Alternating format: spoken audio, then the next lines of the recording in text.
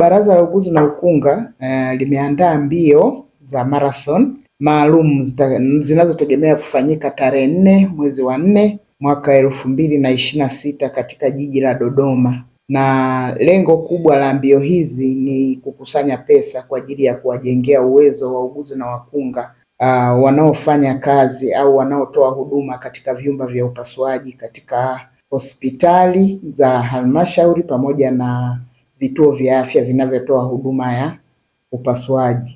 Sanjari na lengo hilo pia baraza linataka kuendelea kuhamasisha masuala ya maadili ili kuhakikisha kwamba wananchi wanapata huduma zenye heshima, zenye kujali utu, lakini na kujali maadili ya uuguzi na ukunga wanapotoa huduma. Hizi mbio za marathon zitahusisha wakimbiaji wa kilomita 5, kilomita 10 na kilomita 21, na hili tunategemea liwe tukio kubwa la kimichezo ambapo tuna mategemeo kwamba takriban wakimbiaji 2000 watajisajili na kujiunga kukimbia katika hizi mbio za marathon.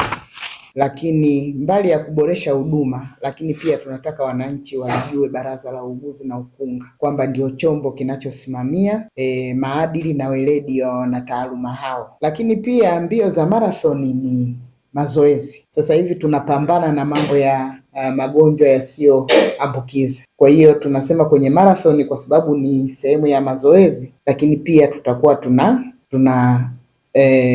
tunawaandaa hawa wadau au washiriki kuhakikisha wanajikinga na magonjwa yasiyoambukiza. Katika mbio hizi tunategemea Mheshimiwa Waziri wa Afya, Mheshimiwa Mohamed Mchengerwa, mbunge, atakuwa mgeni rasmi. Kwa hiyo tunatoa wito kwa wananchi mbalimbali, wadau mbalimbali, mashirika na taasisi mbalimbali kutuunga mkono kwa ajili ya kufanikisha lengo letu. Kwa hiyo Baraza la Uuguzi na Ukunga linapenda kuwakaribisha wadau wote ikiwemo na nyinyi wanahabari, mtusaidie kuwaambia wadau mbalimbali ili waweze na wenyewe kushiriki katika jambo hili la kihistoria ambalo hasa kama nilivyosema lengo letu ni kwenda kuboresha huduma kwa wananchi. Kwa hiyo ninawaomba sana muendelee kuhamasisha ili watu wapate taarifa na waweze kushiriki katika mbio hizi. Na kama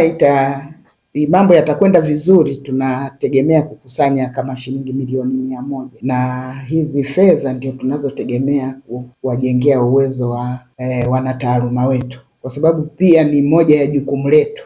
Tunasema Continuous Professional Development CPD, kwamba kila wakati lazima kwenye mambo ya afya mambo yanabadilika kila wakati. Kwa hiyo tunafikiri kwamba wanataaluma wetu wanatakiwa kila mara waendelee kupata hizi updates zinazojitokeza, lakini pia kuangalia kuhakikisha kwamba ule weledi walionao basi unaendelea kuimarika na wanaendelea kuutumia.